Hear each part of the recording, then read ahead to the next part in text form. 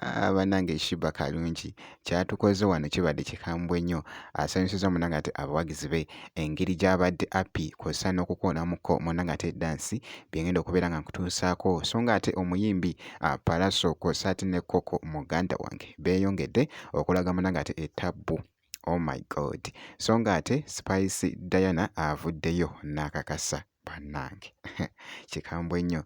Bampita Jaminati nsinza ku Jaminati Yugi, wabula kansooke nkutegeeze nti w'obeera nga tonnaba kulaikinga vidiyo ogimpeere like kw'ossa ate n'okusubscribinga kasita obeera nga tonnaba. Akatambi ke nkutandisizza munnange ate ke k'omukyala akatambi ke nkutandisizza ke k'omukyala munnange ate Shiba Kalungi. Shiba Kalungi avuddeyoko wano, omukyala bannange taggwaamu ekyokubeera munnange ate Staboni ali so crazy mu katambi kano. Abadde munnange ate ne byakakasa n'asooka n'ajookingamukko awo nga bw'omanyi munnange ate Shiba Kalungi bw'asaakazaamuko bw'akonamuko ku dansi muganda wange kibadde kikambwe. Ye lwaki sisooka munnange ate ne nkuzannyiramuko mu katambi kano ndyoke nkuzze mu maaso awo tuva ku vidiyo.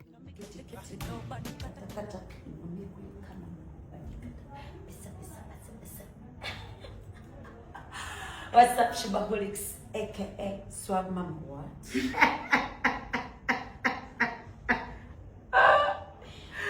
Wow, in Baba's voice. Anyway,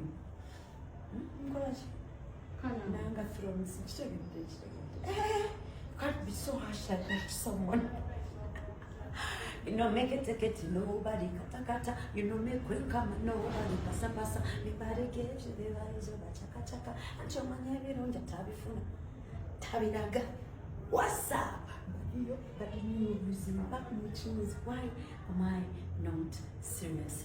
Anyhow, I'm just here telling you that you Shibaholics, you my lovers, I'm gonna be at Thrones this Thursday. Don't miss me. Guess how much that interest is? Free. Omuyimbi munnange ate Shiba Kalungi, so abadde munnange ate n'ekifo kyagenda okubeera nga aggunda munnange ate abawagizi be omuziki esayidi eyo, era nga n'ebitambula Shiba Kalungi essaawa yonna agenda kubeera ng'asumulula munnange ate oluyimba olupya mu lulinde.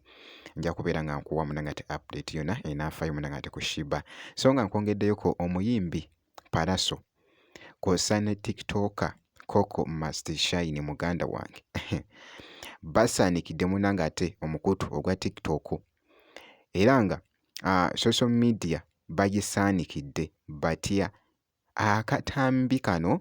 It was a challenge.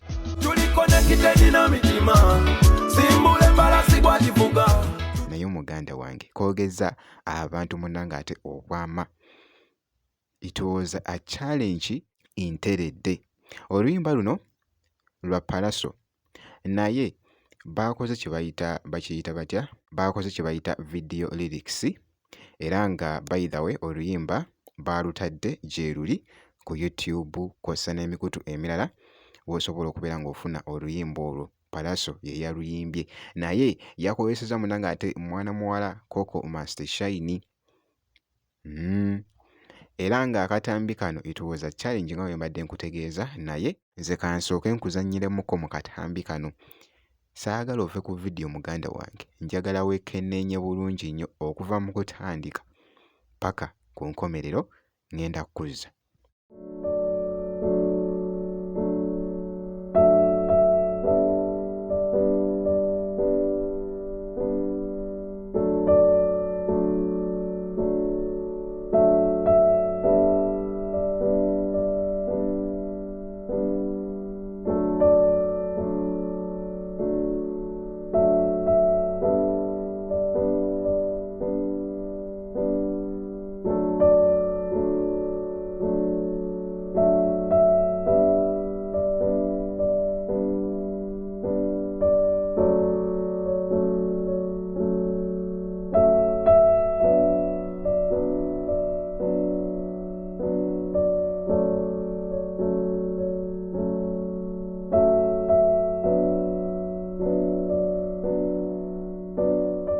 munnange ate nteredde era nga bw'obeera nga tonaluceekingako nkugambye nti genda munnange ate oluceekinge oluyimba lwa Pallaso olupya nteredde lufuuse munnange ate ettabbu luli mu kutambula ate yagenze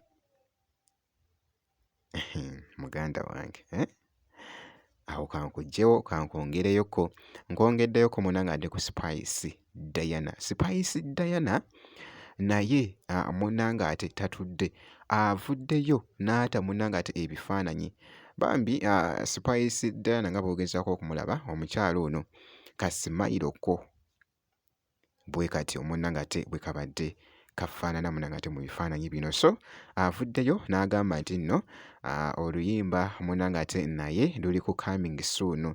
I think ndowooza oba tayito y'oluyimba luno egenda kubeera munnange ate finale kubanga ndaba wano ataddeko munnange ate nti nno #finale yandiba nno nga munnange ate nga ye tayito y'oluyimba